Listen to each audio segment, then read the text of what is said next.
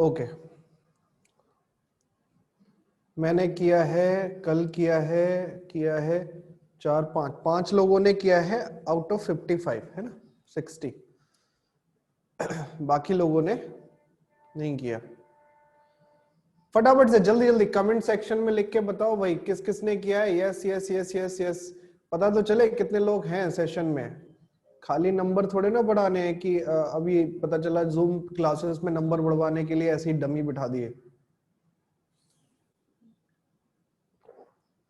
कोई ऐसा तो नहीं कि जो दो दो आईडी से लॉगिन करके बैठाओ, दो दो डिवाइस से एक साथ लॉगिन करके बैठाओ, फोन से भी लैपटॉप से भी, ये सर नंबर बढ़ेंगे।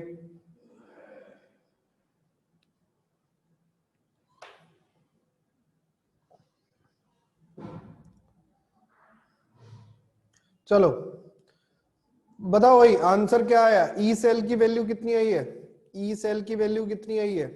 पहले तो ई नॉट सेल की वैल्यू बताओ क्या आई है। E naught cell,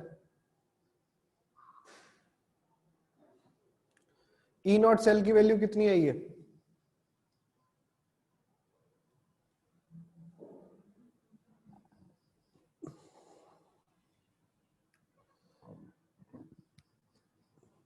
E naught cell क्या लगता है, ई नॉट सेल माइनस में आएगा? कुछ लोगों का माइनस आ रहा है, क्या ई नॉट सेल माइनस में आएगा क्या?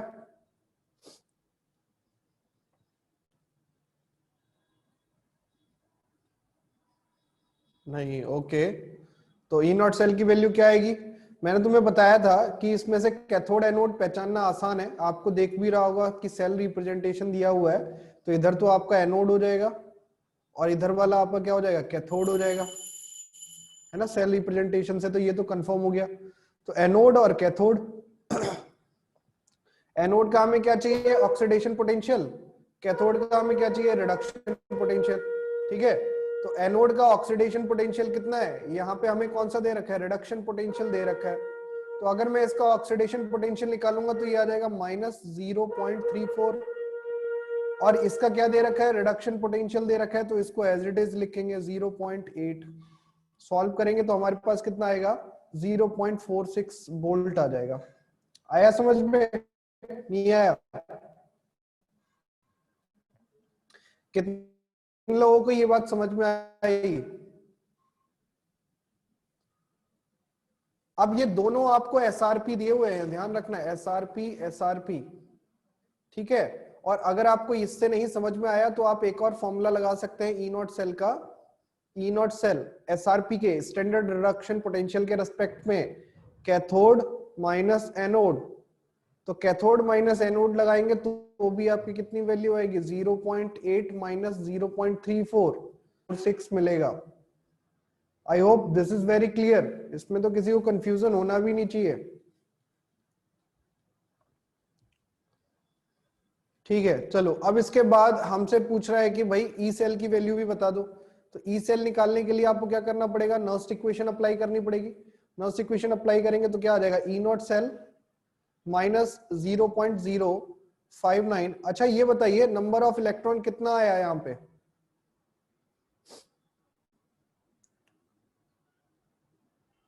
ये आपका ऑक्सीडेशन पोटेंशियल लिखा है इसलिए ये माइनस आया है, और ये आपका क्या है, रिडक्शन पोटेंशियल लिखा है इसलिए ये प्लस का ही है, क्योंकि गिवन हमें क्या है, दोनों के दोनों रिडक्शन पोटेंशियल गिवन है, तो हमने इसको ओपी में बदला तो यहाँ पे माइनस लगा दिया।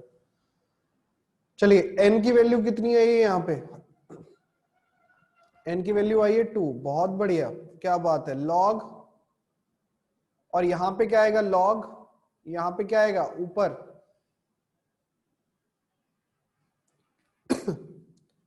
यहाँ पे क्या लिखेंगे, कॉपर या सिल्वर आयन, क्या आएगा, कॉपर आयन Cu+2। कोई पावर तो नहीं आएगी इसकी,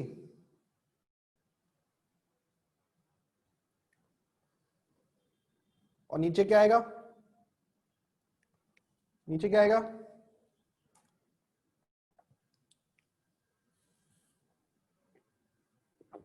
Zn तो है ही नहीं,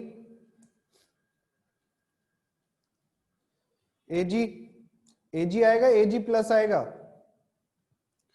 Ag प्लस की पावर 2, अच्छा, ये एक्सप्रेशन सबका ऐसा ही आया है क्या? सबका एक्सप्रेशन ऐसा ही आया था?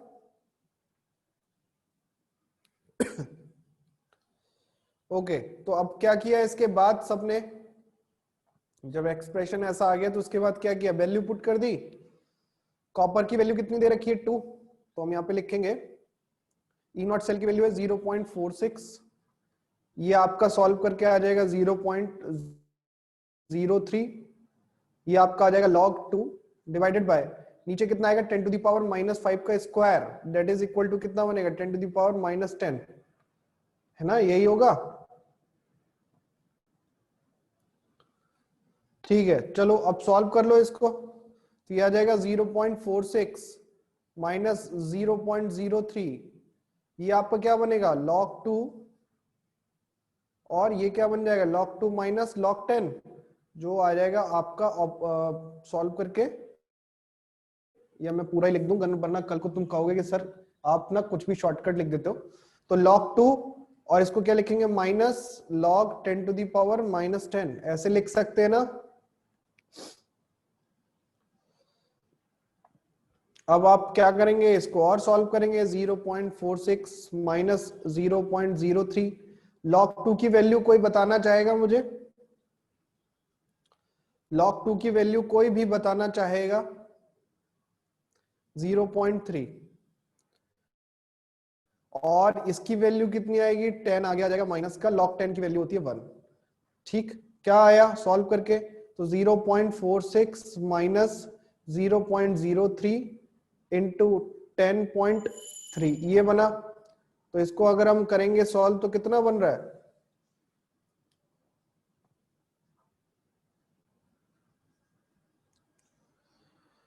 3 3 9,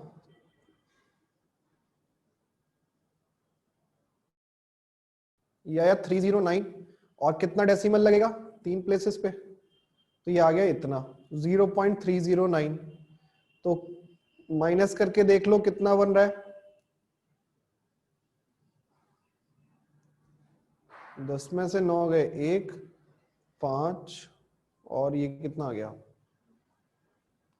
0.15 आ गया आपका लगभग। सही है, यही आंसर आ रहा है।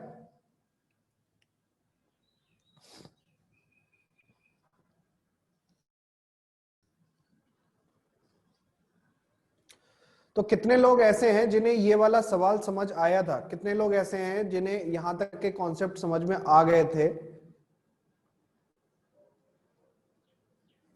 चलो,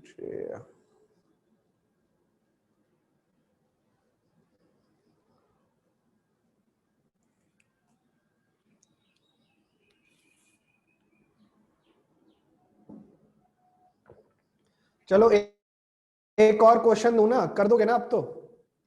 अच्छा, डाउट है आपको, ओके डाउट है, मेरे को लगा आप हैंड रेज कर रहे हो, तो डाउट पूछना पड़ेगा फिर आपसे, है ना। चलो पूछ लेते हैं।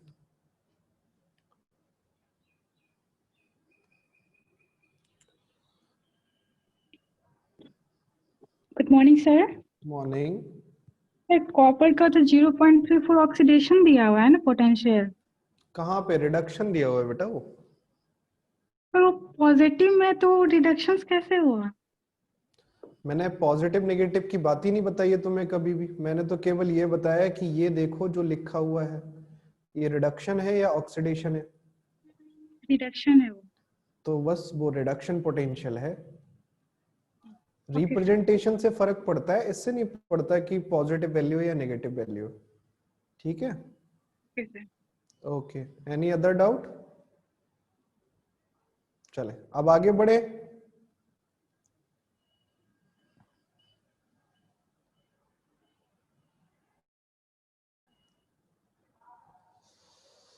ओके बेटा, चलो सबको आ गया ना, अब तो किसी को कोई डाउट नहीं है। अब मैं एक अच्छा सा न्यूमेरिकल दे रहा हूं, अब मेरे को उम्मीद है कि अब तो आप सही करेंगे ही करेंगे, क्योंकि अब तो किसी को डाउट है नहीं, और इसमें भी अगर आपने गलत किया तो फिर तो बेटा बुरा लगेगा ना, फिर तो हमें भी बुरा लगेगा। आ जाओ एक अच्छा सा न्यूमेरिकल करते हैं। सेम क्वेश्चन है, देखो सेल का रिप्रेजेंटेशन सेम है, आपको क्या दिया हुआ है कॉपर, कॉपर +2 AgCl Ag। ठीक है, बाकी ऊपर की जो वैल्यू दे रखी है वही वैल्यू यूज कर लेना। E0 Cu+2 Cu ये आपको दे रखा है, कितना दे रखा था 0.34, और E0 Ag प्लस Ag ये आपको कितना दे रखा है 0.8 वोल्ट, ये दिया हुआ है। सवाल थोड़ा सा चेंज इस तरीके से किया उसने, ये जो कॉपर का आयन है इसको उसने कह दिया कि ये है आपकी डेसीमोलर कंसंट्रेशन, ठीक है, और AgCl के लिए कह दिया जी सैचुरेटेड सोल्यूशन है, सैचुरेटेड सॉल्यूशन, और KSP की वैल्यू इसकी दे दी आपकी 10⁻⁻8। ठीक है, आपसे कह रहा है कि भाई ई सेल की वैल्यू बता दो जल्दी से। सबको समझ में आ ही गया है ना, कॉन्सेप्ट तो सबको समझ में आ गए। बस अब मैं आपसे थोड़ी देर खेलूंगा कि आयनिक इक्विलिब्रियम आपको आता है या नहीं आता।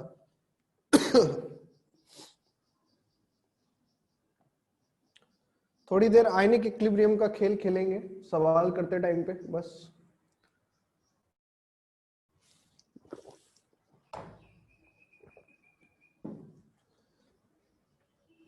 अभी तो मेटल मेटल आयन इलेक्ट्रोड चल रहा है तो आसान सवाल है अभी। अभी तो धीरे धीरे आपका अपना लेवल बढ़ता जाएगा, फिर आपको एक दिन ऐसा कॉन्फिडेंस आएगा कि कोई भी सवाल आ जाए इलेक्ट्रो से हम मचा देंगे।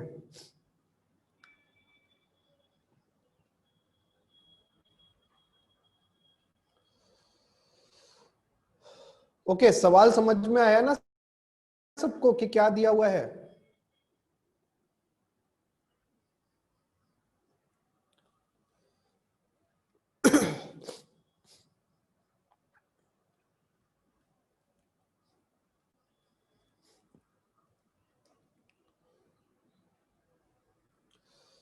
ऐसे लहरा के तू रूबरू आ गई, धड़कने बेतहाशा तड़पने लगी,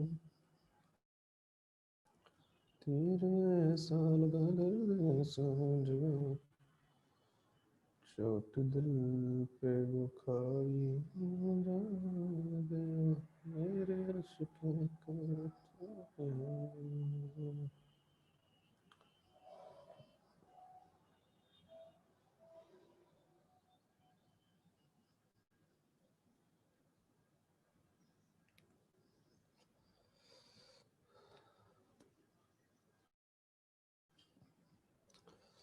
कितने लोग ट्राई कर रहे हैं इस क्वेश्चन को और कितने लोग छोड़ के जाना चाहते हैं इस सेशन को?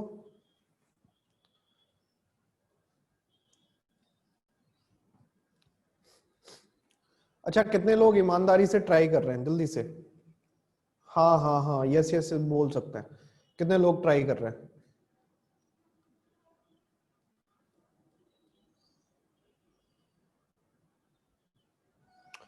केएसपी से कंसंट्रेशन कैसे आएगा? जैसे केएसपी आता है, केएसपी का जो फॉर्मूला होता है वैसे कंसंट्रेशन आपका आएगा। बहुत आसान है, पता नहीं आप कॉन्सेप्ट पे नहीं पहुंच पा रहे हैं अभी तक। बिल्कुल बिल्कुल ट्राई कर रहे हैं, बहुत बढ़िया।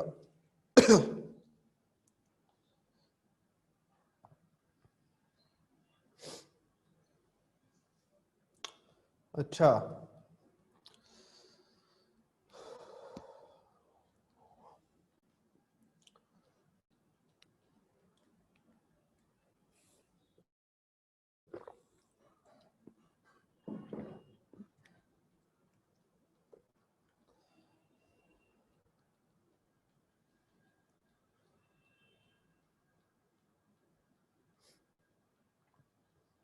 डेसीमोलर का मतलब होता है 1/10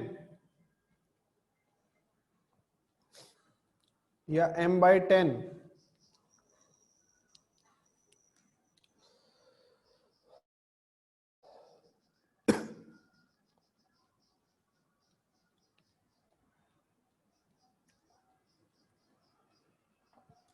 याद रखो बेटा, बेटा कंसंट्रेशन टर्म याद नहीं रखोगे तो काम कैसे चलेगा। देखो ध्यान से, मोलर होता है m, डेसीमोलर होता है m/10, सेंटीमोलर ये होता है आपका m/100। ठीक है, ये बात याद रखना, ये तीनों चीजें। अब हम बात कर रहे थे इस क्वेश्चन में, अच्छा ई नॉट सेल तो सबका आ गया होगा, अब तो किसी की दिक्कत तो नहीं है ई नॉट सेल निकालने के लिए। ई नॉट सेल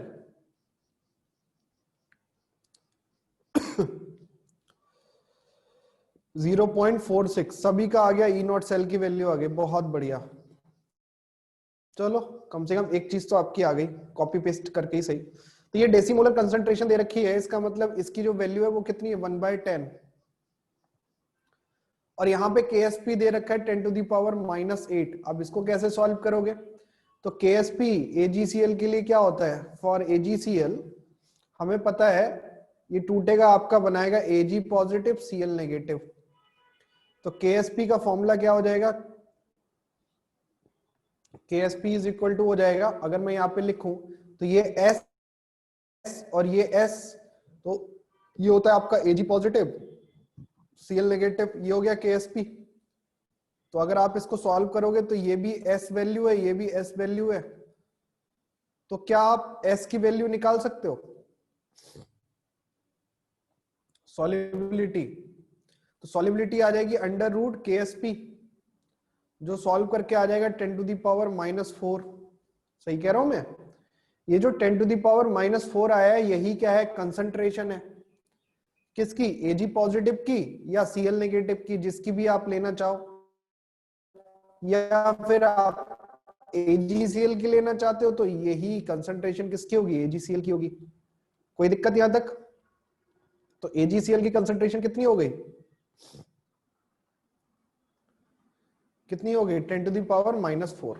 अब तो सवाल में कुछ बचा नहीं है, अब आपको क्या करना है, डायरेक्टली वैल्यू पुट करनी है नस्ट इक्वेशन के अंदर। अब वो तो आप दौड़ दौड़ के कर ही दोगे, तो ई सेल की वैल्यू अगर आप निकालने बैठोगे तो ये आपका कितना आएगा 0.46, ये हो गया, माइनस 0.059 डिवाइडेड बाई 2, ये हो गया, लॉग कॉपर +2 और डिवाइडेड बाई क्या आ जाएगा Ag प्लस इसका स्क्वायर। तो अब आप इसको सॉल्व कर लो, मैं रख देता हूं वैल्यू, सॉल्व तो खुद भी कर लेना। तो 0.03 हो गया, लॉग यहां पे कॉपर +2 की वैल्यू कितनी हो गई 1/10, और Ag प्लस की वैल्यू कितनी होगी 10⁻⁻4 का स्क्वायर, तो ये हो गया -8, ये बन गया। तो अब हमारे पास क्या बचेगा, देखो ये क्या हो जाएगा 10⁻⁻7 हो जाएगा, तो -7 हो जाएगा, तो -7 आगे आ जाएगा, तो ये आ जाएगा 0.46 माइनस 0.03 इंटू 7 प्लस का। सही कह रहा हूं मैं, गलत तो नहीं कह रहा।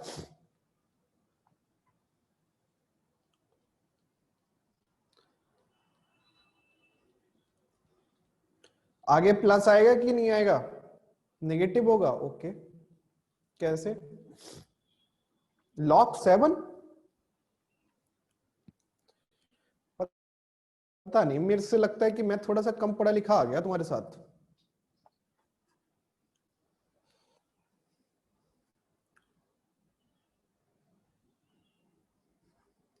ये आपका क्या बन गया, ये बन गया, सही लिखा है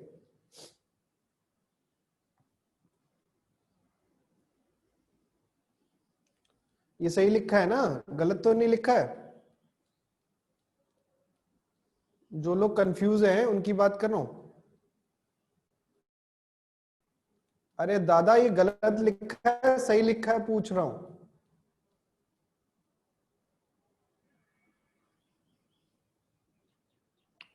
तो अब आपका क्या बनेगा,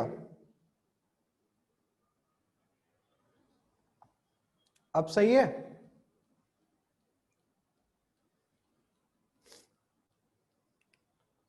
अब तो सही है, बहुत बढ़िया।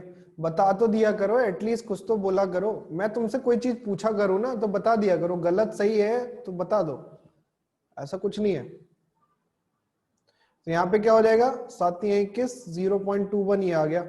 अब इसमें से माइनस कर दो इसको, तो यहाँ पे क्या आ जाएगा 0.25।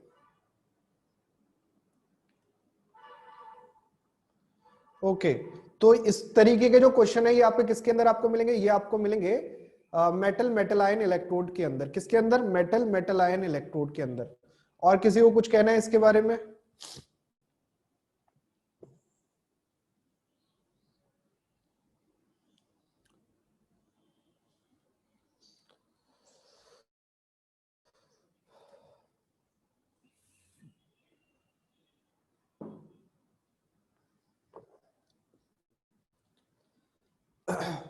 एक और सवाल करें, थोड़ा सा कठिन सवाल है बट मुझे उम्मीद है कि आप सब लोग कर लेंगे। क्वेश्चन है आपके पास, at what copper+2 concentration ion reduction potential of Cu+2Cu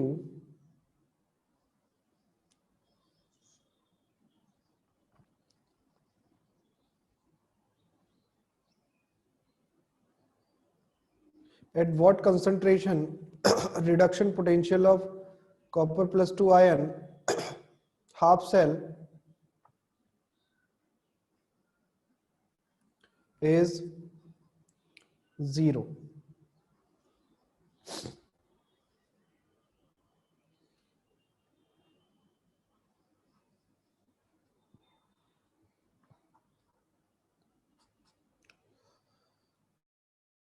बताओ, बहुत सरल सवाल है, बहुत ज्यादा।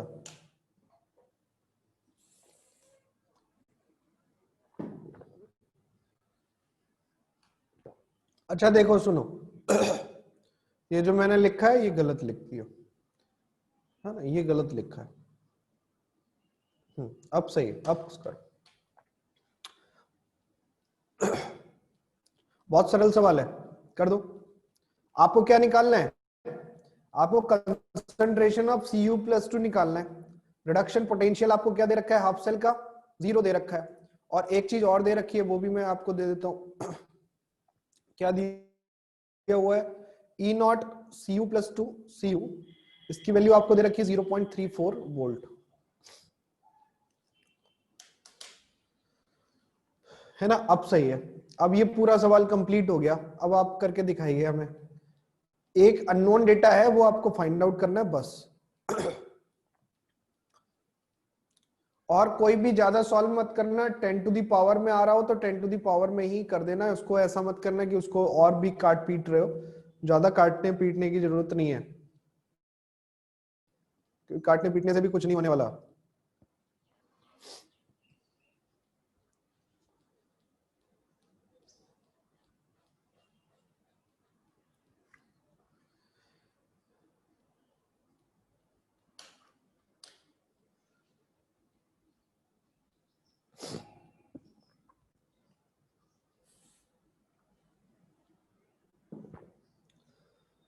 Ten to the power 11.33।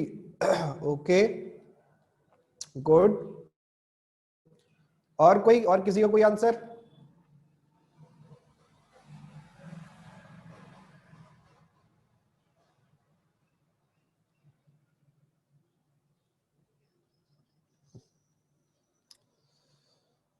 मैं तेरे इश्क में मर न जाऊं कहीं, तू मुझे आजमाने की कोशिश न कर, मैं तेरे इश्क में। अभिषेक बेटा ध्यान दो, गलत कर दिया है। अनिकेत ने पूरा सॉल्व कर दिया है, ओके।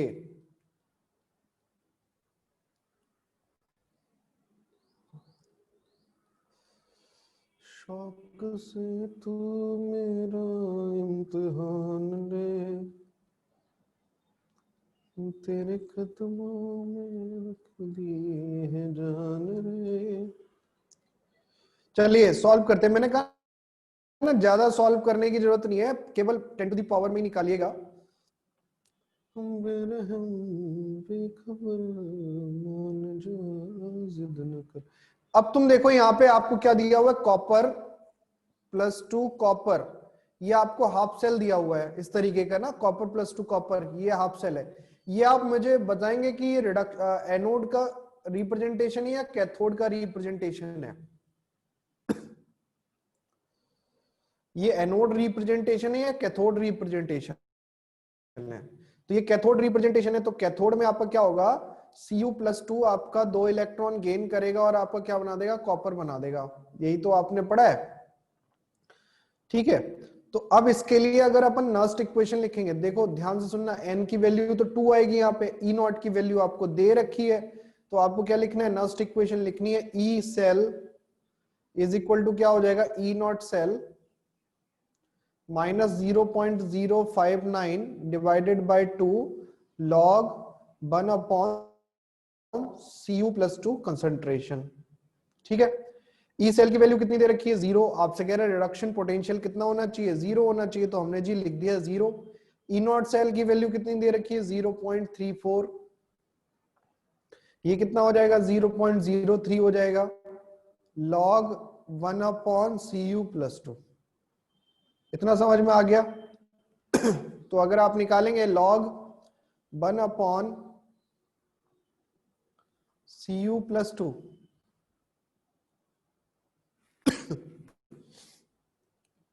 तो ये आपका कितना बनेगा,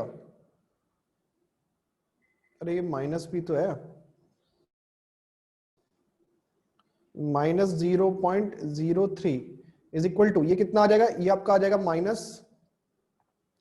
-0.34। डेट इज करेक्ट, कोई दिक्कत तो नहीं आता तक?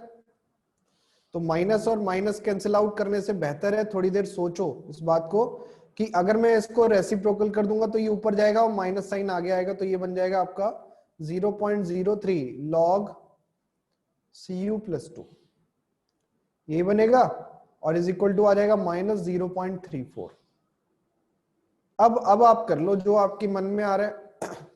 तो आपका आ जाएगा log Cu + 2 is equal to आ जाएगा कितना, -34/3, ये बनेगा। अरे बेटा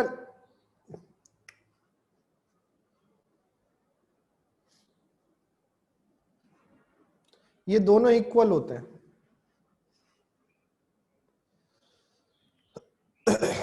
ठीक है।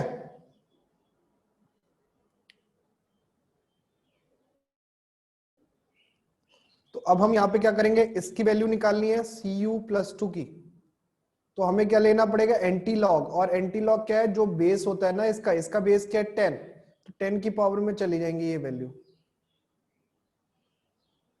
ठीक है। तो ये आएगा आंसर। तो यहां पे याद भी रखना एंटी लॉग, एंटी लॉग में भी इंपॉर्टेंटली समझना, जो भी बेस होगा उसी की पावर में वैल्यू जाती है ना, एंटी लॉग में जो भी बेस होता है उसी की पावर में वैल्यू जाती है। जैसे नेचुरल एंटी लॉग करते हैं, natural anti log, natural anti log करते हैं तो ये आपका क्या बनता है, ई की पावर बनता है। और अगर आपका लॉग 10 बेस होगा तो ये आपका बनता है 10 की पावर। तो ये दो चीजें आप याद रखेंगे, आपको मैथ्स में भी ये सब इंपॉर्टेंट है, कि मैथ्स में, फिजिक्स में भी इंपॉर्टेंट है। मैथ्स के जब इंटीग्रेशन डिफरेंशिएशन करते हैं तो आप नेचुरल लॉग यूज करते हैं, बट ज्यादातर कैलकुलेशंस के लिए हम केमिस्ट्री और फिजिक्स में 10 बेस लॉग का इस्तेमाल करते हैं, क्योंकि इसकी वैल्यू आसान होती है निकालनी 10 बेस लॉग की, और हमें याद भी होती है। तो बस इतना आपको याद रखना है। तो कॉपर +2 का कंसंट्रेशन कितना आ गया, 10⁻³ मोलर। अगर इतनी कंसंट्रेशन आपकी आ जाएगी तो ये सेल का जो नेट पोटेंशियल होगा आपका, वो कितना हो जाएगा, 0 हो जाएगा। I hope this is very clear. इसका मतलब ये सेल इक्विलिब्रियम में होगा या नहीं होगा, ये और बता दो तुम मुझे।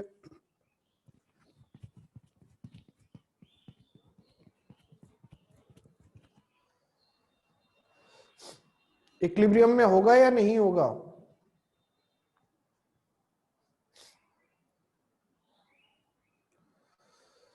एक और क्वेश्चन करें, एक तो हमने ये वाला कर लिया, एक और कर लो, लास्ट क्वेश्चन है, उसके बाद हम स्टैंडर्ड हाइड्रोजन इलेक्ट्रोड की बात करेंगे। कैलकुलेट ऑक्सीडेशन पोटेंशियल किसका? Zn सॉलिड, जिंक सल्फाइड, ये आपका सैचुरेटेड दिया हुआ है सॉल्यूशन। इसका मतलब आप समझ ही गए होंगे कि इसके लिए KSP की वैल्यू दे रखी होगी, और यहां पे आपको क्या दे रखा है? E naught Zn plus 2 is equal to 0.76 volt. ठीक है, और ये आपका किस तरीके का है?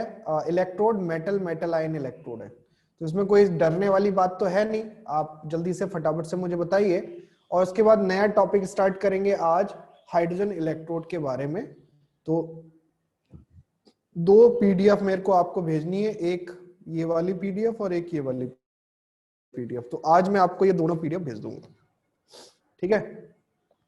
और लेकिन जो आज से अभी हाइड्रोजन इलेक्ट्रोड से पढ़ाऊंगा वो नहीं भेजूंगा, वो आपको जब वो खत्म हो जाएगा तब भेज दूंगा।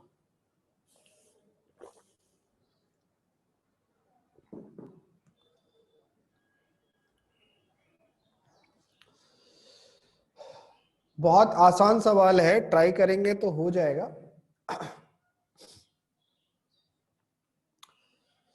ये जो चिलमन है दुश्मन है हमारे,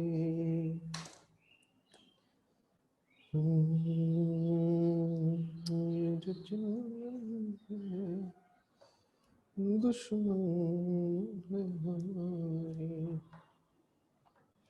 बड़ी शर्मीली हो, बड़ी शर्मीली दुल्हन हमारी।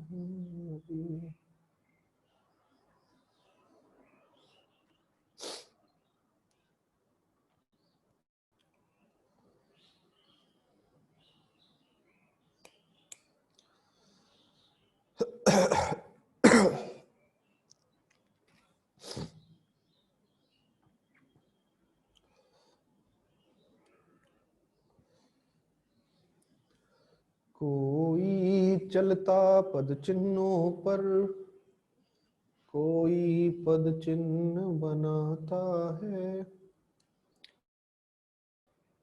वही सूरमा इस जग में दुनिया में पूजा जाता है।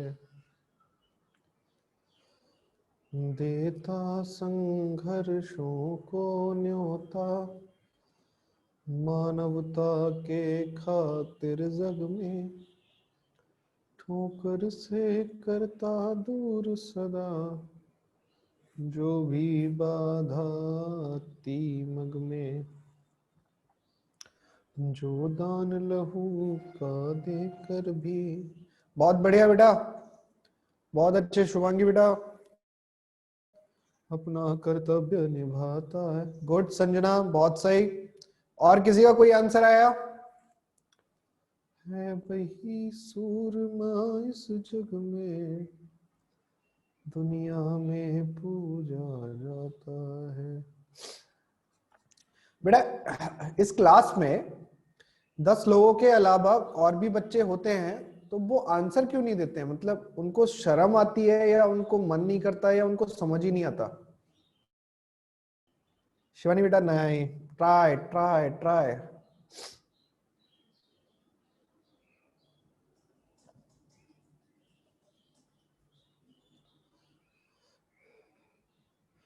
कोशिश करने वालों की कभी हार नहीं होती है ना।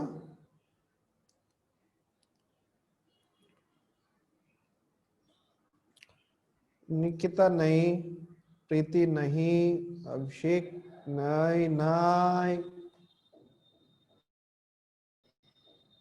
लहरों से डरकर नौका पार नहीं होती, क्या बात है।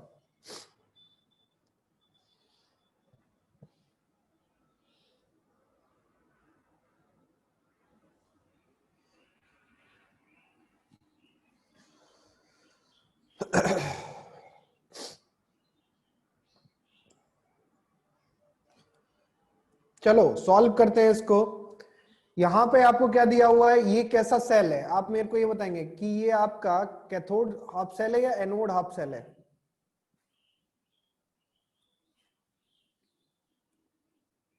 एनोड हाफ सेल है, बहुत बढ़िया। तो इसकी रिएक्शन कैसे लिखेंगे आप? तो इसकी रिएक्शन लिखने के लिए आपके लिखेंगे Zn, और यहां से आपको क्या हो रहा है Zn+2, और इससे 2 इलेक्ट्रॉन रिलीज हो गए।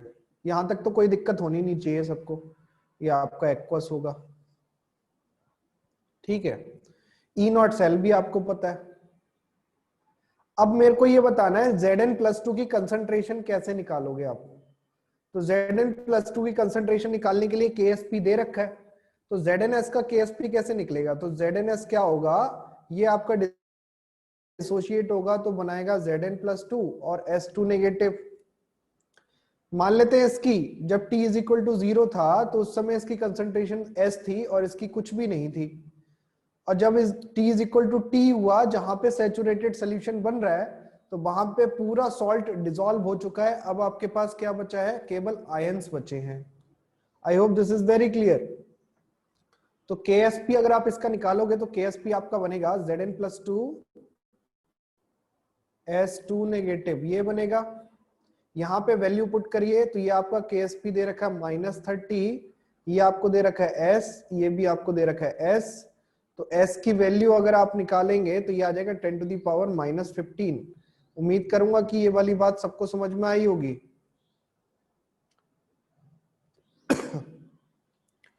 ठीक है, अब आपको क्या करना है, इसके बाद तो कुछ करने का बचा ही नहीं है। अब आपको सीधे फॉर्मूला पुट करना है, EOP oxidation potential is equal to E naught OP minus 0.059 divided by 2 log Zn+2, यही बचता है आपका फॉर्मूला। तो इसमें आप वैल्यू पुट करिए, EOP आपको फाइंड आउट करना है और E नॉट OP की वैल्यू आपको दे रखी है 0.76।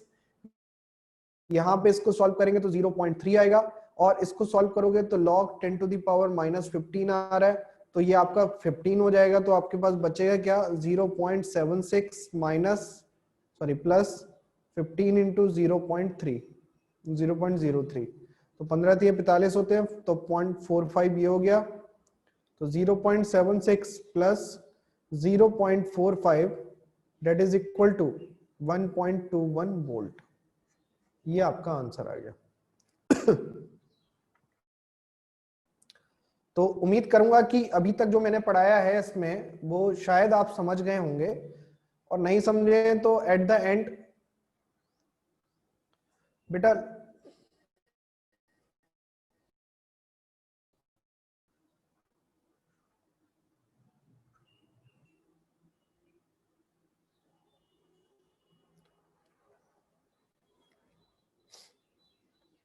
जिसको ये चीज समझ में नहीं आई वो ये लिख लेना।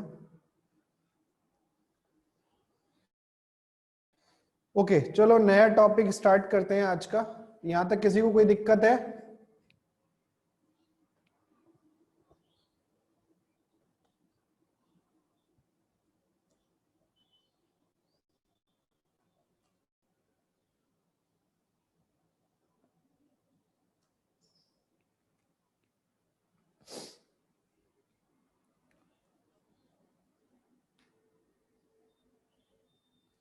भाई किसी को कोई समस्या तो नहीं है अभी तक? होगी भी तो भी क्यों बताएंगे।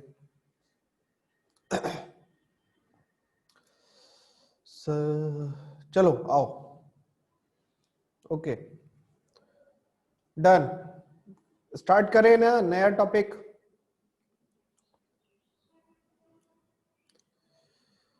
चलो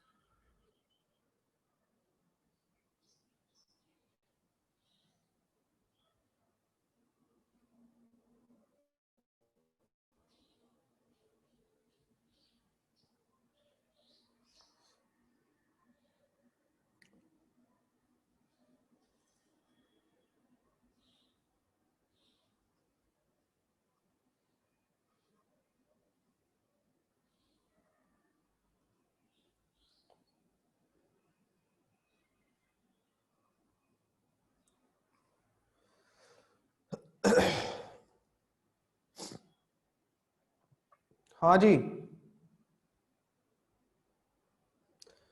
अंकित, कोई बात नहीं, आंसर गलत हो रहा है तो इसमें दुखी होने की बात नहीं है। जब चैप्टर खत्म हो फिर भी अगर आपके आंसर गलत हो रहे हैं तो फिर थोड़ा सा परेशान होने की जरूरत यह है कि आपने या तो कॉन्सेप्ट ठीक से समझे नहीं या फिर आप कैलकुलेशन में मिस्टेक कर रहे हो, तो फिर आपको थोड़ी सी दिक्कत हो सकती है। अभी नहीं हो रही, अभी हो रही है तो ठीक है, हो सकता है कि नया नया चीजें होता है तो नई नई चीजों में दिक्कतें होती हैं। तो अपन अपन बात कर रहे थे कि भाई आज हमें पढ़ना है स्टैंडर्ड हाइड्रोजन इलेक्ट्रोड, या फिर आप बोल सकते हैं नॉर्मल हाइड्रोजन इलेक्ट्रोड। किस तरीके से समझेंगे इसको, इस तरीके से समझिए। इंट्रोड्यूस कराने का मेन रीजन ये है कि यहां से आपको एक नए टाइप के इलेक्ट्रोड के बारे में पढ़ना स्टार्ट करना पड़ेगा। और ये नए टाइप का इलेक्ट्रोड जो है वो है आपका कौन सा, इसको हम बोलते हैं बेटा गैस आयन इलेक्ट्रोड। कौन सा इलेक्ट्रोड बोलते हैं? Gas ion electrode. I hope this is very clear कि इसको क्या बोलेंगे, गैस आयन इलेक्ट्रोड। ठीक है, गैस आयन इलेक्ट्रोड। अच्छा मैंने आपको बताया था मेटल मेटल आयन, कितने टाइप के इलेक्ट्रोड बताए थे मैंने, जल्दी से बताओ।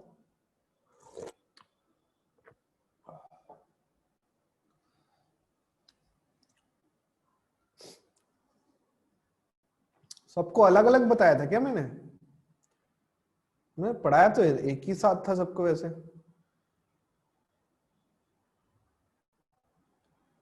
नहीं, कहीं हो सकता है ना कि पता चला कि अभी सबको एक साथ अलग बताया हो, अलग अलग जाके अलग अलग बताया हो, है ना, तो हो जाता है। तो बेटा 5 टाइप के मैंने इलेक्ट्रोड बताए थे, तो 5 टाइप के इलेक्ट्रोड में से एक तो हम पढ़ चुके हैं मेटल मेटल आयन इलेक्ट्रोड। दूसरा इलेक्ट्रोड अब हम पढ़ना स्टार्ट करेंगे जिसका नाम है गैस गैस आयन इलेक्ट्रोड। ठीक है, आइए। तो हाइड्रोजन इलेक्ट्रोड की रिक्वायरमेंट क्यों है, किस लिए है, ये भी मैं आपको डिस्कस करते हुए चलता हूं। सिंपली आपको समझे ना रिक्वायरमेंट की जरूरत क्या है, क्योंकि आप इलेक्ट्रोड पोटेंशियल को आप एब्सोल्यूट वैल्यू में कैलकुलेट नहीं कर सकते।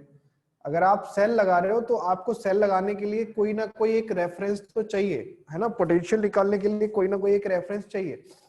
तो वो रेफरेंस के लिए हम क्या करते हैं, किसी को एक को बलि का बकरा बना देते हैं।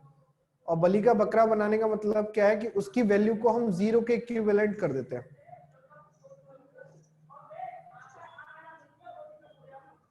बात समझ में आई?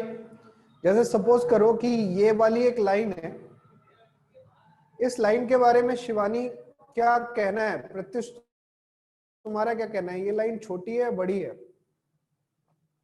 रजिया, अंकित, क्या कहना चाहोगे? ये जो लाइन मैंने ड्रॉ करी है, ये साइड में एक ब्लैक कलर की लाइन है, ये लाइन छोटी है या बड़ी है? कोई आइडिया तुम्हारे पास?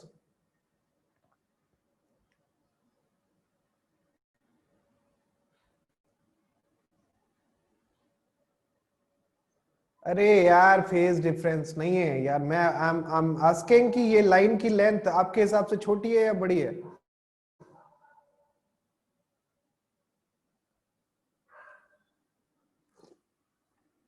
बिना कंपेयर करे नहीं बता सकते क्या?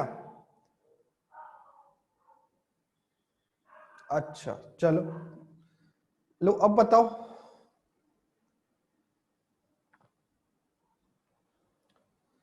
तो बी के रेस्पेक्ट में ए लाइन क्या है, छोटी है? श्योर? ओके। सी के रेस्पेक्ट में ए लाइन क्या हो गई?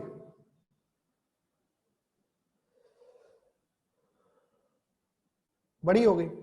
अब सपोज करो कि मैंने इसकी वैल्यू को 0 कर दिया, इसकी वैल्यू को, ए की वैल्यू को मैंने क्या कर दिया, 0 कर दिया। तो ए और बी में जो डिफरेंस आया वो था 3, और सी और ए में जो डिफरेंस आया वो था 2। ध्यान से सुनना इस बात को। सी और ए का जो डिफरेंस था वो ले लिया मैंने 2, ए और बी का जो डिफरेंस था वो ले लिया मैंने 3। तो अब मुझे ये बताओ कि अगर मैं ए की वैल्यू को 0 के इक्विवेलेंट रखूंगा तो बी की वैल्यू को किसके इक्विवेलेंट रखूंगा? बी की वैल्यू किसके इक्विवेलेंट रखी जाएगी?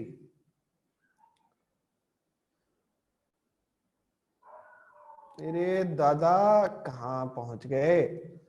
आई एम आस्किंग भैया, देखो नहीं समझ में आया तो फिर से सुन लो, गलत आंसर देने से बेहतर है आई एम टेलिंग यू कि भाई a माइनस बी का जो डिफरेंस है that is equal to 3, a minus C का जो डिफरेंस है डेट इज इक्वल टू 2। इतना आ रहा है समझ में? अगर मैं a को इज इक्वल टू 0 मान लूं, a को 0 के वैल्यू इक्विवेलेंट मान लूं, a की वैल्यू 0 है, चाहे वैल्यू 10 हो, 20 हो, 50 हो, हमें कोई मतलब नहीं है, बट मैंने उसको 0 कंसीडर कर लिया, तो इस 0 के रेस्पेक्ट में b की वैल्यू क्या होगी?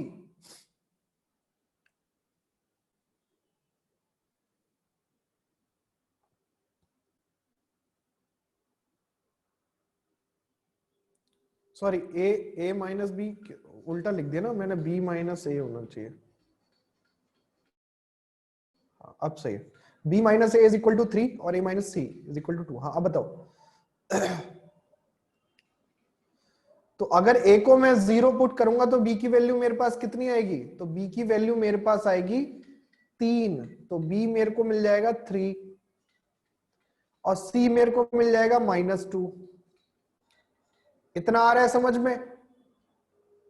I hope this is very clear. अब मेरे को ये बताओ कि, ध्यान से सुनना, क्या a सच में 0 है?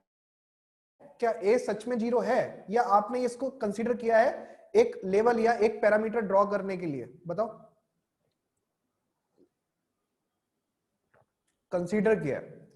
ऐसा ही हम कब करते हैं? जब हमारे पास हाइड्रोजन इलेक्ट्रोड की बात करते हैं। हमारे पास बहुत सारे मेटल थे, हमारे पास बहुत सारे नॉन मेटल थे, बट उनकी एब्सोल्यूट पोटेंशियल वैल्यू निकालना क्या है? मुश्किल है। तो हमने क्या किया? रिलेटिव पोटेंशियल निकालना स्टार्ट किया। रिलेटिव पोटेंशियल निकालने का मतलब क्या है कि मैंने एक तरफ एक सेल लगाया, दूसरी तरफ दूसरा सेल लगाया। एक जगह मैंने क्या कर दिया? हाइड्रोजन को फिक्स कर दिया, जी ये वाला हाइड्रोजन रहेगा हमेशा, और इधर हमने कोई भी इलेक्ट्रोड लगा दिया इस तरीके से। और यहां से हमने क्या करा कि एक वोल्ट मीटर, पोटेंशियोमीटर जो होता है ना, आप सब जानते ही होंगे, वोल्ट मीटर जिसका काम क्या है? पोटेंशियल डिफरेंस कैलकुलेट करना। तो ये हमने लगा दिया इस तरीके से। अब ध्यान से सुनना कि अगर करंट का फ्लो, ध्यान से सुनना, मेरे को बताना कि अगर करंट का फ्लो लेफ्ट टू राइट हो रहा है, यानी यहां से यहां करंट फ्लो हो रहा है, ध्यान से सुनो, तो ये लेफ्ट वाला एनोड होगा या कैथोड होगा?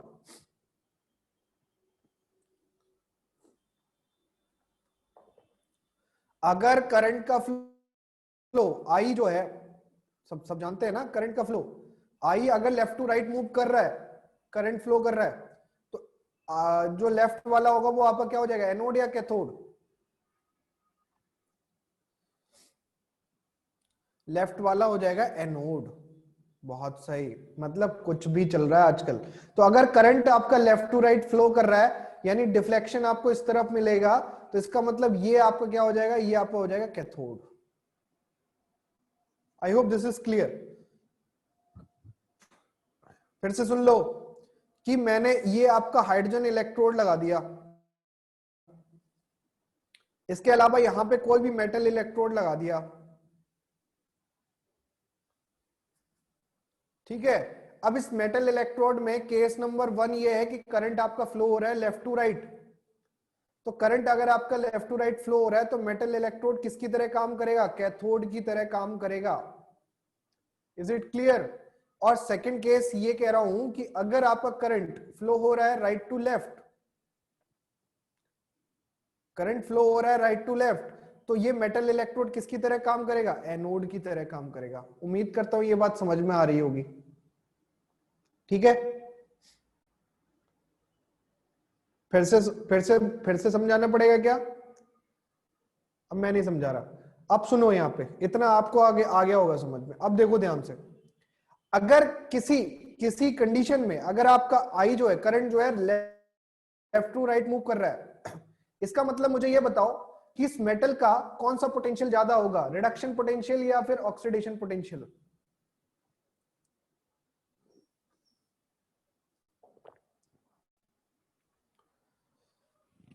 इसका कौन सा पोटेंशियल ज्यादा होगा? Reduction potential. और किससे ज्यादा होगा? किससे ज्यादा होगा?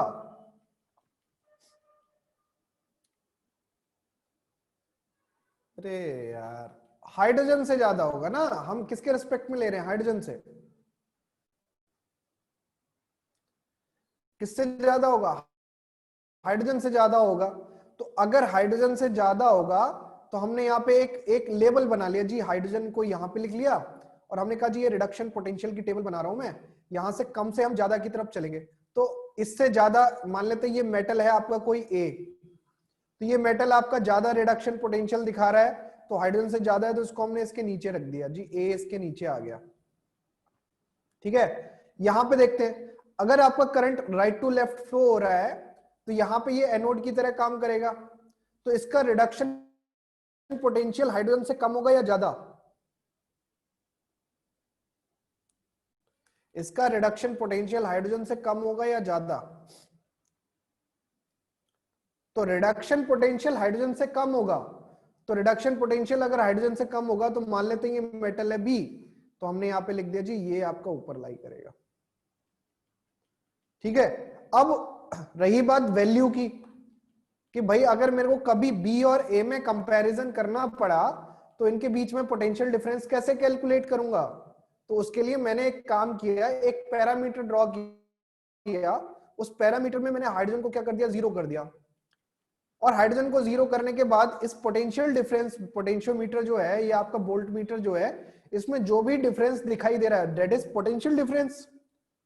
इसमें जो भी आपका डिफ्लेक्शन दिखाई देगा दैट इज पोटेंशियल डिफरेंस। और इसी पोटेंशियल डिफरेंस के बेसिस पे मैंने इनका क्या निकाल दिया, रिडक्शन पोटेंशियल कैलकुलेट कर लिया। क्या बात समझ में आई सबके कि कैसे, क्या, क्यों, किस लिए कर रहे हैं? ठीक है, हाँ या ना? ओके, अब मैं इसकी थ्योरी लिखवाता हूं तो आपको शायद समझ में आ जाएगा, फिर मैं एक बार और समझा दूंगा दोबारा से। हाँ, पहले मैं लिखवा दूं फिर समझा दूंगा दोबारा से, वरना फिर टाइम हो जाता है, फिर नहीं लिख पाएंगे। तो इसमें लिख लो, कुछ थ्योरी लिख लो, काम आएगी। It is a type of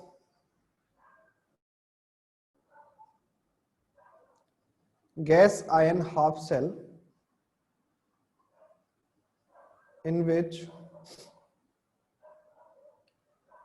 gas used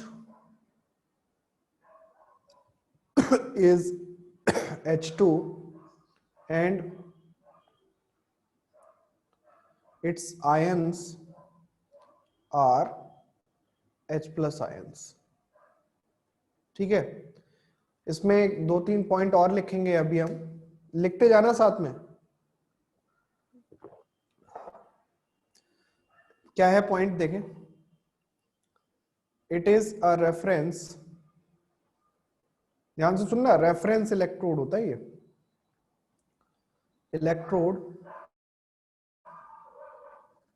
assumed by, कोई मुझे इसका पूरा फुल फॉर्म बता देना।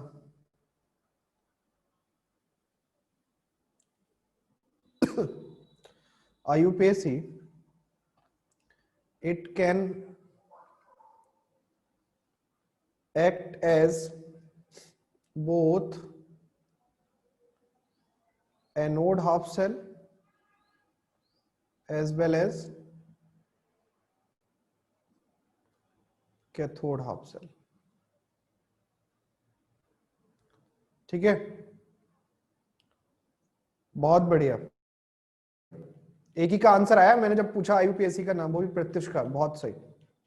अब आया श्रेया का आंसर, गुड, बहुत बढ़िया। श्रेया सिंह का भी आंसर आ गया।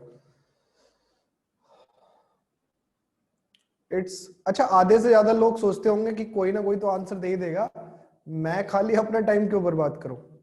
It's standard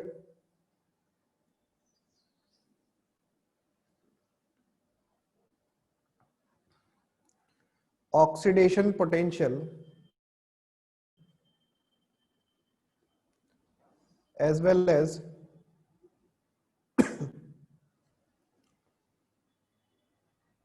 standard reduction potential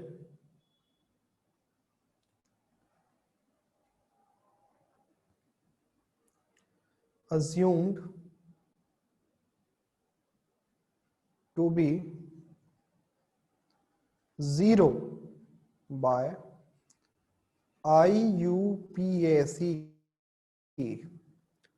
देखो अब मैंने ये पूरी थ्योरी तुमको यहाँ पे लिखवा दी। अब इसका मतलब तुम ध्यान से सुनो कि अगर कहीं पे भी आपको स्टैंडर्ड हाइड्रोजन इलेक्ट्रोड के बारे में पूछेगा और इसका पोटेंशियल नहीं गिवन होगा तो भी आपको याद रखना है कि उसका पोटेंशियल आपको क्या होगा, हमेशा 0 रहेगा। मींस अगर आपको दिया हुआ E not H2H plus, that means ये भी वैल्यू क्या रहेगी, 0। और अगर आपको दिया हुआ है E not H plus H2, इसके लिए भी वैल्यू क्या रहेगी, 0 रहेगी।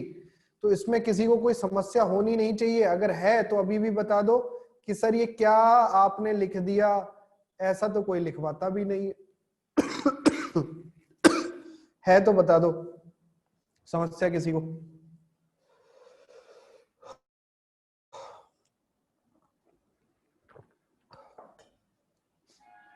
तो हाँ, आप लोग ये पूछ रहे थे कि सर रिपीट कर दें। सुनो, मैंने कहा कि हमने पोटेंशियोमीटर लगाया हुआ था, वोल्ट मीटर लगाया हुआ है।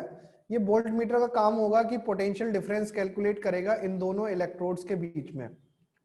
तो अगर मैं हाइड्रोजन इलेक्ट्रोड को 0 मान लूं तो इससे मेरे को क्या मिलेगी, बी की और ए की वैल्यू मिल जाएगी अपनी अलग अलग, है ना। अगर मैं हाइड्रोजन को 0 मान लूं तो क्योंकि डिफरेंस मिल रहा है तो एब्सोल्यूट वैल्यू निकालना क्या होगा, मुश्किल होगा। हमें तो डिफरेंस मिल रहा है ना, हमें एब्सोल्यूट वैल्यू नहीं मिलेगी, हमें क्या मिलेगा, डिफरेंस मिलेगा।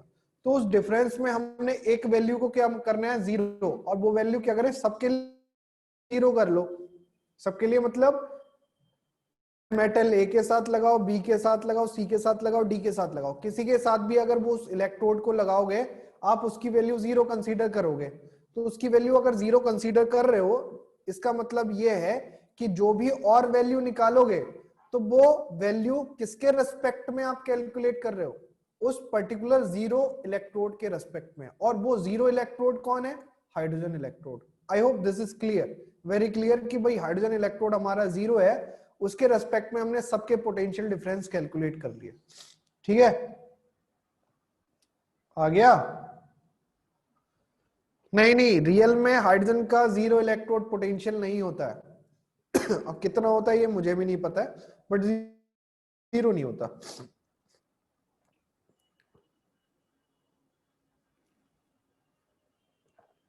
अब ये मत कहना सर आप केमिस्ट्री पढ़ा रहे हो आपको भी नहीं पता। हाँ नहीं पता तो नहीं पता, ढूंढ के बताओ मुझे तो मेरे को भी पता चल जाएगा।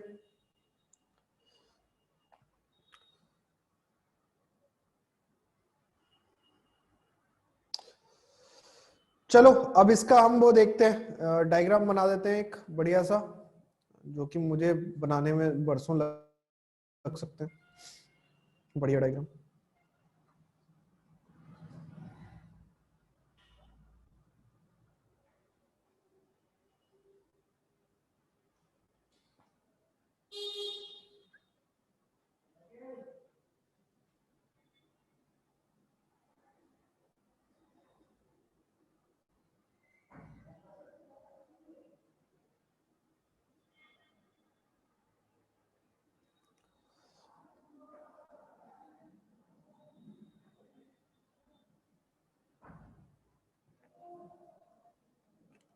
देखो बेटा एक बात याद रखना कि यहाँ पे जो डायग्राम आप बना रहे हो वो बहुत ध्यान से बनाना। मैं यार क्या यार, मिटाने कुछ और जाओ मिटाए कुछ और, जीवन के यही तो दुख दर्द है।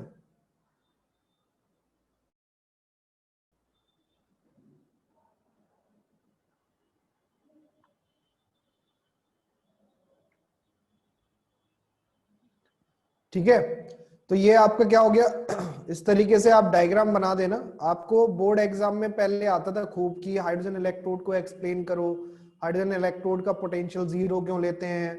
अब मेरे को उम्मीद है कि आपको इन दोनों क्वेश्चन के आंसर मिल जाएंगे कि हाइड्रोजन इलेक्ट्रोड को एक्सप्लेन करो और हाइड्रोजन इलेक्ट्रोड का पोटेंशियल 0 क्यों होता है।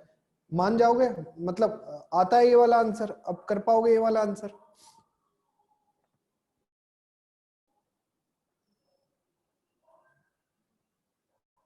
कोई है इसलिए, मतलब कितने लोग रह गए, अभी 50 से ज्यादा है, फिर भी आंसर नहीं आया एक भी। अच्छा मेरी आवाज पहुंच रही है। अच्छा हाँ, सवाल ये है, मैं इतनी देर से चिल्ला चिल्ला के बोल रहा हूँ कि हाइड्रोजन का इलेक्ट्रोड पोटेंशियल 0 होता है, रीजन भी मैंने आपको बताया। कितने लोगों को समझ में आया है ये वाला रीजन, कि हाइड्रोजन का इलेक्ट्रोड पोटेंशियल जीरो क्यों लेते हैं या जीरो क्यों होता है? नहीं, कोई ऐसा महाशय, कोई ऐसी मोहतरमा जिनको बिल्कुल भी समझ नहीं आया हो कि क्या कह गए सर, हाइड्रोजन जीरो, अरे दादा ओहो ऐसे कैसे हो गया ये,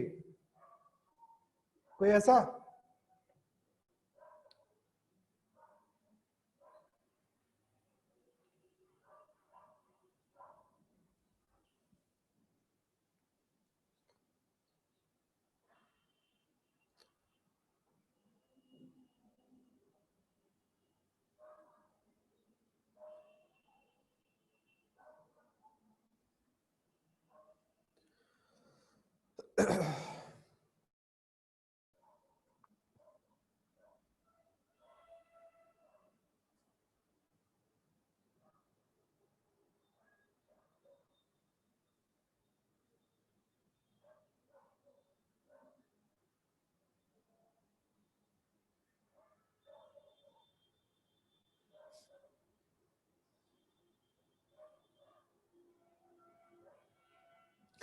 देखो, कोई डरने की बात नहीं है। मैं हमेशा एक चीज कहता हूं कि भाई शिक्षक और शिक्षार्थी दोनों में अंतर समझो। कि जो विद्या लेने आए हो ना तुम लोग, तुम अगर अपने ईगो, अपनी इज्जत को ऊपर रखोगे ना तो आप सीख नहीं पाओगे। कभी भी याद रखना कि अगर आपने अपने आप को, विद्यार्थी अगर ये सोचे कि वो इज्जत कमाएगा और सीखेगा, तो दोनों मुश्किल है। टीचर आपको सुनाएगा भी, जो आपको सिखाना चाहता है वो सुनाएगा ही सुनाएगा। तो पहली बात, बच्चों की कोई इज्जत नहीं होती। पहली बात ये याद रखना, जब आप पढ़ने जाते हो क्लास में, तो क्लास में बच्चों की कोई इज्जत नहीं होती तब तक जब तक वो सीखने के लिए बैठे हैं। अगर वो सीखने के लिए नहीं बैठे हैं, वो खाली पैसे, उनको ये लगता है कि हमारे पापा बहुत पैसे वाले हैं, हमने इतना पे किया है, ये टीचर जो सिखा रहे हैं वो हमारे पैसों की वजह से सिखा रहे हैं, तो फिर वो बेटा मुश्किल है, आप जिंदगी भर नहीं सीख पाएंगे। टीचर अपनी तरफ से सिखाएगा तभी आप सीख पाएंगे। तो इसलिए बच्चों की कोई इज्जत नहीं होती है। 10 बार पूछो, 50 बार पूछो, बेइज्जती होगी तुम्हारी, कोई दिक्कत नहीं है। लेकिन अगर आप बेइज्जती से डरते हो तो आप सीख नहीं पाओगे। ये बात मेरे से लिखवा के ले लो, आप कभी आगे नहीं बढ़ पाओगे। दूसरी सबसे इंपॉर्टेंट बात, जब भी आप पढ़ने के लिए बैठो, अपने दिमाग को खोल के बैठा करो। रीजन क्या है कि जरूरी नहीं है कि आप फोन नहीं चलाओगे, आप गूगल आपको सब बता देगा, या आपको जो कॉन्सेप्ट बताया जा रहा है वो 10 बार भी बताया जा सकता है। बताने को तो इंटरनेट पे 1000 बार बताया जाएगा, ठीक है। लेकिन इंपॉर्टेंट ये है कि जब आप किसी भी क्लास में बैठो, चाहे लाइव क्लास हो, चाहे ऑफलाइन क्लासेस हो, कहीं पे भी हो, उस समय जो आप कंसंट्रेशन लेवल है वो थोड़ा सा फोकस रखो अपने जो भी लेक्चर चल रहा है उस पर। तो कम समय में आप ज्यादा गेन करोगे। और लेकिन साथ ही साथ आप, पता चला लैपटॉप के सामने खोल के बैठे हो और नीचे व्हाट्सएप चैटिंग चल रही है, या फिर आपने फोन में खोला हुआ है उसको मिनिमाइज करके आपकी अपनी अलग इंस्टाग्राम चैटिंग चल रही है, डेट मीन्स कि आप सीख नहीं रहे। इसका मतलब आप खाली पापा ने पैसे दे दिए और आप बर्बाद कर रहे हैं, है ना। बाकी मुझे लगता नहीं है कि इतने पैसे किसी के पास होंगे जो बर्बाद करने के लिए खर्च करता होगा। क्या हो रहा है ये?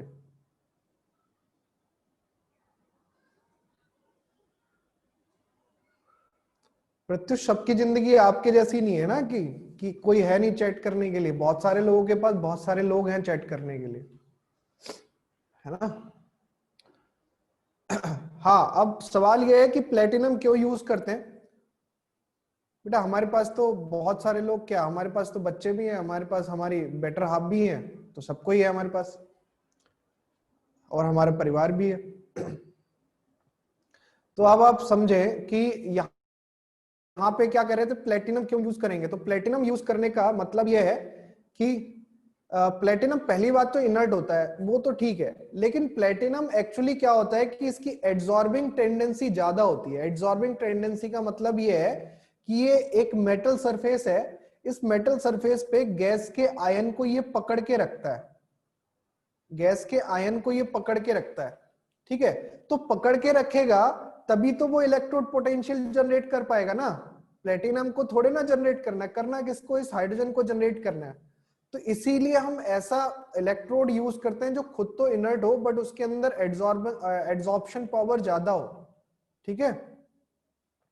प्लेटिनम गैसेस को एड्सॉर्ब करता है, अपनी सरफेस पे बिठाता है। सरफेस पे बिठाने का मतलब ये है कि कभी आपने सुना होगा एड्सॉर्प्शन। अब एड्सॉर्प्शन सुना है कभी?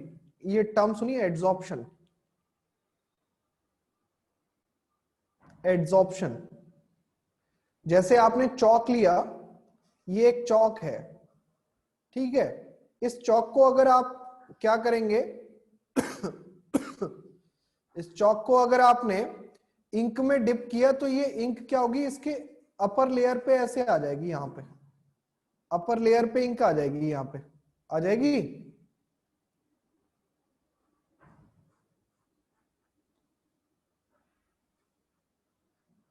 अपर लेयर पे यहां पे क्या आ जाएगी, इंक आ जाएगी। तो ये जो प्रोसेस होती है जहां पे सरफेस का इन्वॉल्वमेंट होता है या आपकी कंसंट्रेशन लेवल जो है सरफेस पे ही चेंज होती है, डेट इज कॉल्ड एड्सॉर्प्शन। और अगर आपको, क्योंकि आप 12th में है ही, आपको एक चैप्टर पढ़ना है सरफेस केमिस्ट्री, उस सरफेस केमिस्ट्री में आप एड्सॉर्प्शन को बहुत बेहतरीन तरीके से पढ़ेंगे अगर अभी तक नहीं पढ़ा है तो, ठीक है। ओके, अब अगर आपने कॉटन ले लिया तो कॉटन को अगर आप इंक में डिप करेंगे तो कॉटन क्या करेगी, उसको एब्जॉर्ब करती है, एड्सॉर्ब नहीं करती, एब्जॉर्ब कर लेती है, पूरे अपने सरफेस के अंदर बिठा, अपने बॉडी के अंदर ले जाती है उसको, तो उसको हम बोलते हैं एब्जॉर्प्शन, ठीक है। ओके, तो प्लेटिनम हो गया, निकल हो गया, इनकी प्रॉपर्टी ऐसी होती है कि ये क्या कर सकते हैं, आपके गैसेस को अपनी सरफेस पे एड्सॉर्ब कर सकते हैं, ठीक है। बात समझ में आ गई? अच्छा, अगर आपने हाइड्रोकार्बन चैप्टर पढ़ा होगा, शायद अगर सभी ने पढ़ा होगा हाइड्रोकार्बन चैप्टर, वहां पे हाइड्रोजनेशन एक इक्वेशन रिलेशन पढ़ा होगा, हाइड्रोजनेशन रिएक्शन, हाइड्रोजनेशन रिएक्शन पढ़ी है सबने? हाइड्रोजनेशन रिएक्शन, तो इस हाइड्रोजनेशन रिएक्शन के लिए आपने नहीं पढ़ी है बेटा, 11th में हाइड्रोजनेशन नहीं पढ़ा था, एल्कीन से एल्केन बनाने की प्रोसेस,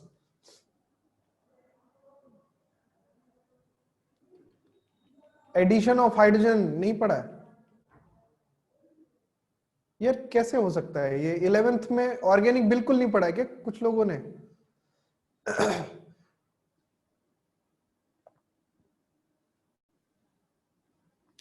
चलो अब क्या कर सकते हैं, अब सबका अपना अपना सीन है, मैं क्या करूं।